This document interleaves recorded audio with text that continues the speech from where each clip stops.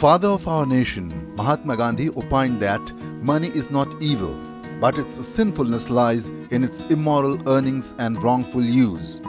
In context of India, he also orated that possession of undue wealth by individuals should be held as a crime against Indian humanity. As money laundering was continuing to seriously threaten not only the financial systems of countries but also to their integrity and sovereignty, a need was felt by the international community as a whole to take some initiatives to prevent such threats. Consequently, the Prevention of Money Laundering Act 2002 was passed by the Indian Parliament.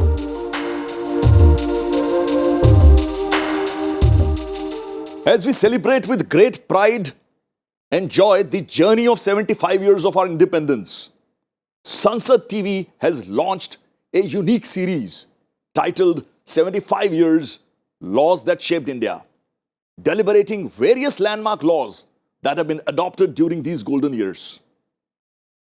I'm your host Hemant Batra, back with another episode in that series. Today, our focus will be on the Prevention of Money Laundering Act 2002, in short, PMLA, to address an urgent need for the enactment or a comprehensive legislation for preventing money laundering and connected activities, confiscation of proceeds of crime, setting up of agencies and mechanisms for coordinating measures for combating money laundering. PMLA was passed by the Parliament.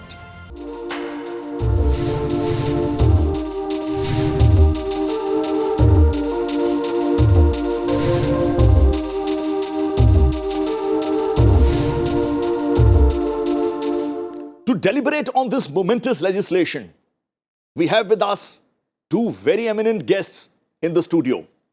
We have with us C.S. Vaidyanathan, Senior Advocate in the Supreme Court, former Additional Solicitor General of India. He is one of the most prominent and leading arguing counsel in the country today, who has been part of several historic cases. Welcome, Mr. Vaidyanathan. Thank you. And we also have with us Karnail Singh, who has been the chief of the Enforcement Directorate. Yes, the principal enforcement agency dealing with money laundering offences. Not only he is an expert in anti-money laundering regime, but also in issues dealing with counter-terrorism. And he is an accomplished author as well. Welcome, Mr. Singh. Thank you. We will jump into our discussion with the guests. But before that, let us have a quick look at the legislative journey of this law in the Parliament. The Prevention of Money Laundering Bill 1999 was introduced on 29th October 1999 in Lok Sabha. It was finally passed by the lower house on 2nd December 2002 and by Rajya Sabha on 25th July 2002. The bill, having been passed by both houses of Parliament, received the assent of the President on 17th of January 2003 and came into force on the 1st of July 2005. The offence of money laundering relates to only proceeds of such crimes which have been mentioned in the schedule to the bill. These are heinous crimes such as certain offences under the Indian Penal Code, the Prevention of Corruption Act, the Narcotics, Drugs and Psychotropic Substances Act, the Arms Act and the Immoral Traffic Prevention Act. The bill seeks to make the offence of money laundering punishable by way of rigorous imprisonment for 3 to 7 years and fine up to Rs 5 lakh. In case of drug-related offences, the punishment may extend up to 10 years plus fine of 5 lakh rupees. I unreservedly support this bill because that has been our stand all through. From time to time, measures have been taken to protect the Indian economy from the onslaught of the inimical forces outside the country. साल डेढ़ साल में एक अच्छी प्रगति हुई है, लेकिन प्रशासन और एडमिनिस्ट्रेशन में जिस प्रकार का सुधार आना चाहिए, उसके ऊपर भी थोड़ा ध्यान अधिक देने की आवश्यकता है। The question is that the bill be passed. Those in favor may say aye, those against may say no, I think the ayes have it, the motion is adopted and the bill is passed.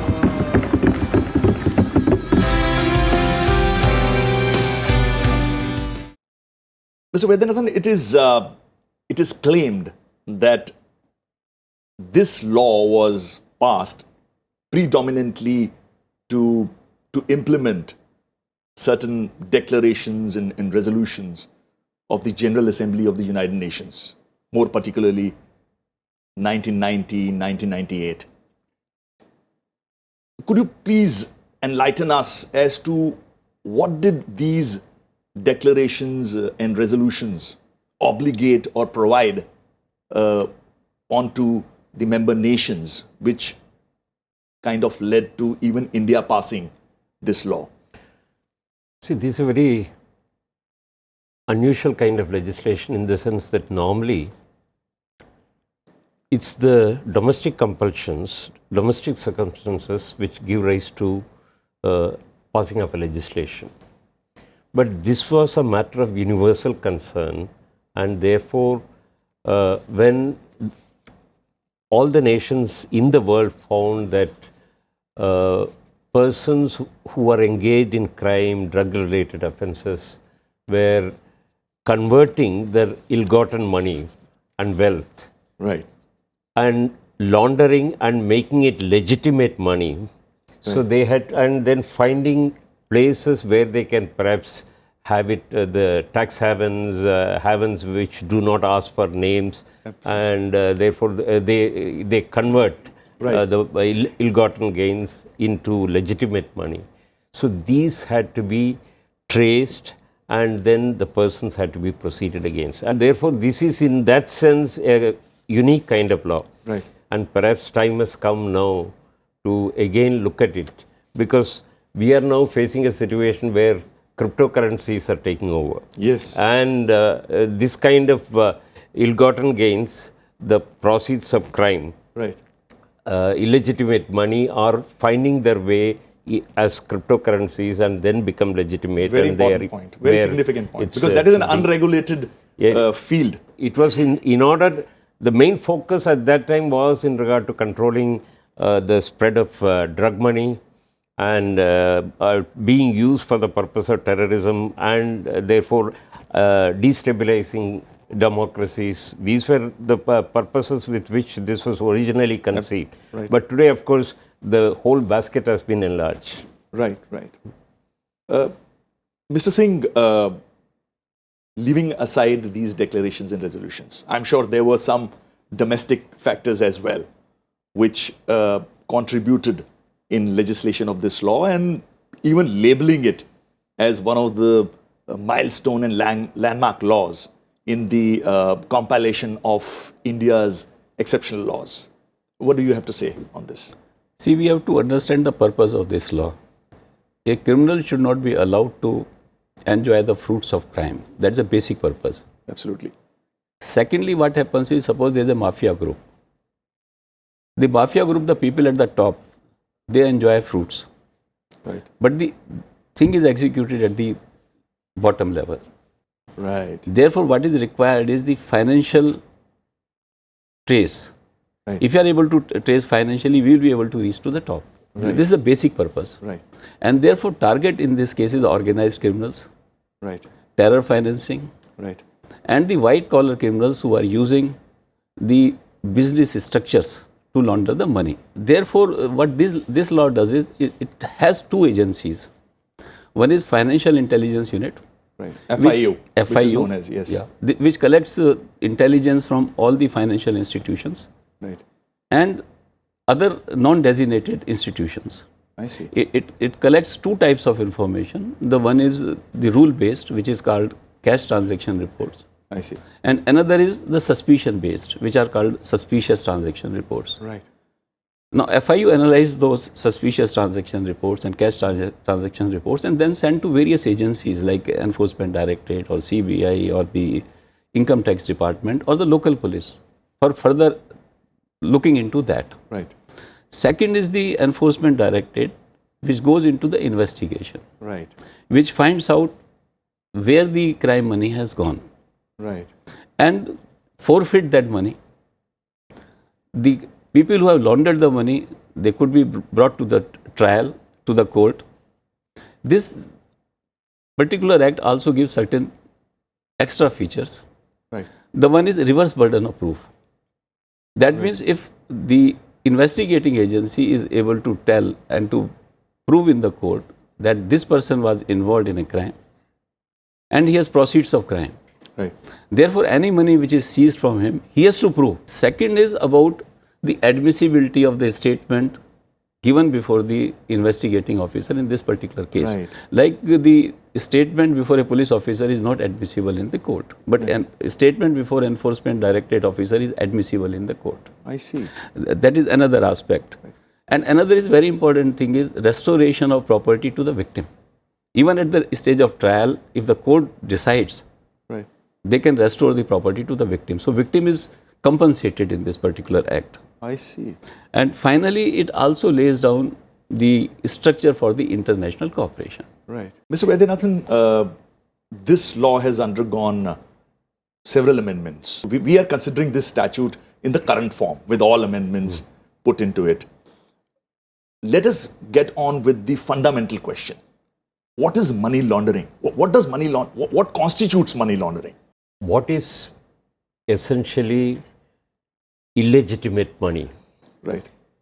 Through various processes of layering and sending it to jurisdictions from where perhaps it can't be traced, and creating structures Right. through which you make it legitimate. This is laundering. Therefore, what is dirty money is laundered to become clean money. Right. So originally conceived for international tracing of monies, but I think today it is being very effectively used Right. for eradicating or tracing money which are the proceeds of crime within the country. What is proceeds of crime? Because that is also defined under the Act. What does proceed? See, there are various scheduled offences, what are called the predicate offences, because money laundering by definition Right. is when certain offences which are the scheduled offences are committed and then proceeds of as a result of that. Right. That's you earn some monies out of that. Those scheduled offences. Yes. Either directly or indirectly. Right. And then you try to use it Right. by making it legitimate, and therefore those really are the proceeds of crime. So that is key constituent of Yes, money laundering, correct, proceeds that's for crime. Well, to put it simply, proceeds of crime means any property acquired out of criminal activity relating to a scheduled offense. What are these scheduled offenses? We will learn and understand more about these offenses and the whole process of administering justice under this act, but after a short break. Don't go anywhere, as we have many key questions for our experts on the other side of the break. Welcome back after the break. You're watching our special show where we are discussing a much talked about law, the Prevention of Money Laundering Act 2002. Let us now get some understanding about the scheduled offences under this act by watching these audiovisual slides.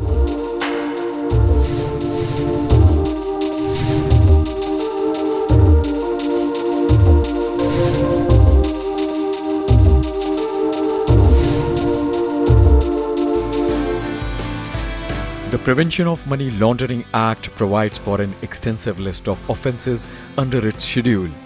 The schedule has 3 parts, A, B and C, comprising of several paragraphs referring to about 30 statutes and laws such as the Indian Penal Code, the NDPS Act, the Arms Act, the Immoral Traffic Prevention Act, the Information Technology Act, the Prevention of Corruption Act, the Companies Act and many more.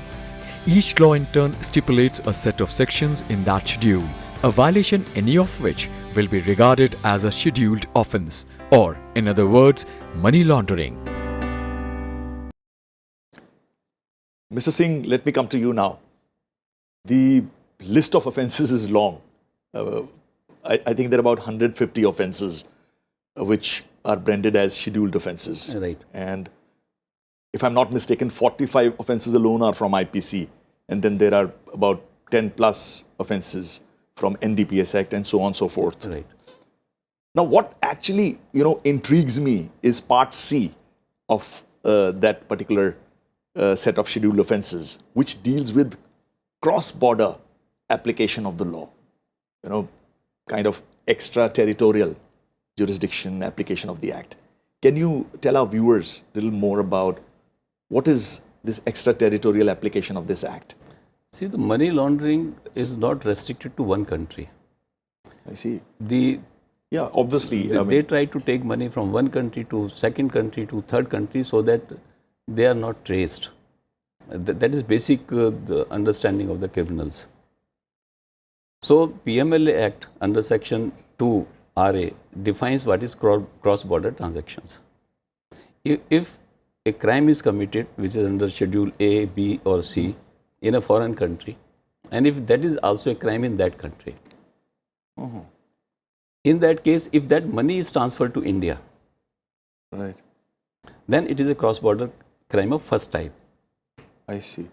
The second is if suppose any crime is committed in our country under these schedule offences and the money is taken out of the country, that is also cross-border transactions.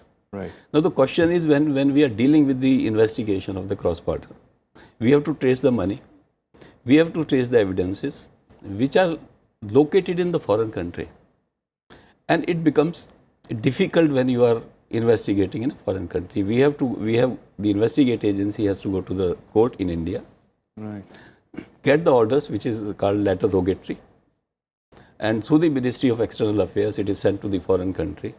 Right. And in that foreign country then they examine whether it is a dual criminality or not. That means if this is a crime in India and that's a crime in that country or not. Once they are satisfied, then they do investigation and send us the evidences. I see. Now it's a very slow process. It depends upon that particular country, how much they want to cooperate. Right.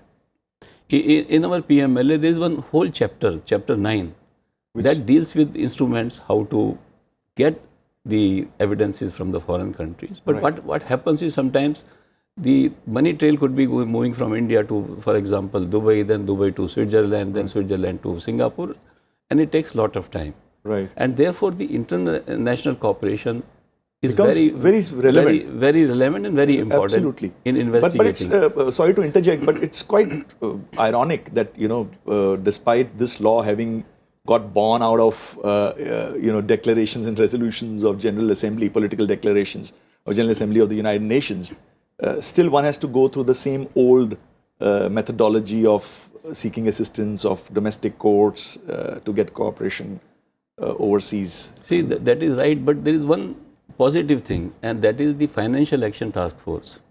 When it does the mutual evaluation of any country, then it asks from the various countries whether you have sent any information to this country for investigation, whether they have responded timely. So that is a threat to that country that if you are not responding, then you will be hauled up negatively in the Financial Action Task Force. And therefore the people try to cooperate. Right. Mr. Singh, obviously covering the statute only, but stepping slightly aside, I'm sure many of our viewers would be interested in knowing what are the prescribed punishments for the offences of money laundering? Section 4 of the PMLA Act lays down the punishment, that is minimum 3 years and maximum 7 years. But for the NDPS Act offences, the schedule offences, the punishment extend up to 10 years with a fine also, and there is no limit on fine. Secondly, the punishment is also the forfeiture of the proceeds of crime. Now, this punishment of forfeiture of the proceeds of crime actually deter people. Many people say we have earned crores of rupees, so going to the jail will not matter to us. Absolutely. But when their property of the proceeds of crime is taken away, confiscated, confiscated, so they lose out.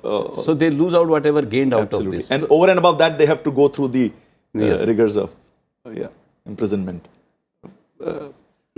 I want to add to what has been stated. The Act was amended to include in the schedule laws relating to violation of environment. air Yes. pollution, water pollution. Yeah, wildlife. There is no wildlife. Wildlife. Extensive illegal mining is taking place in this country, in all over the world, Right. and the monies are mind-boggling. Right. The industries which have been set up for this purpose are very, very heavy investments. Yeah. So that area obviously The need to be entire addressed. thing, I think we need to focus today. Right. I think this kind of law can be effectively Absolutely. used even in respect of climate control. Let me ask you, Mr. Vaidyanathan, ordinarily in criminal law, the accused is presumed to be innocent until proven guilty by the prosecution. But here it's the reverse system, where the accused has to prove his innocence because he's presumed This is guilty. not unusual. I think Right. Is there it? have been laws in the country, even Prevention of Corruption Act, and there are various other laws. See, there is a initial presumption, but this is something which can be countered by the accused. Therefore, burden of proof, yes, to that extent is shifted on him, Right. but it is not conclusive. Therefore, it's there is an initial presumption which will certainly have to be the onus is on him to take it away, and therefore I think in these kind of offences where the society, the harm to the society is much more than in some of the other laws, I think such a burden perhaps is needed. Is called for. Is understandable, It's is warranted. reasonable. Yes. You're right. Mr. Singh, we have reached the concluding part of the episode.